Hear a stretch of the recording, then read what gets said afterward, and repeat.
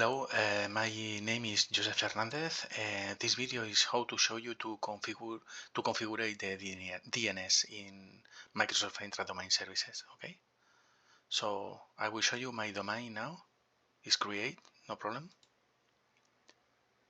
Okay, this is the properties. This is the IP for the two domain controllers.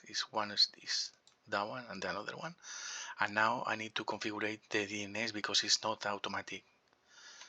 So I need go to virtual networks. Here, DNS, change. Okay.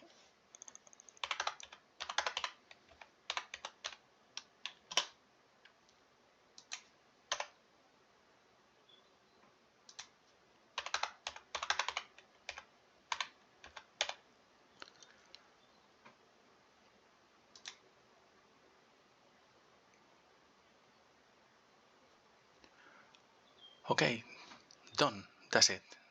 Now it's working good. See you next time.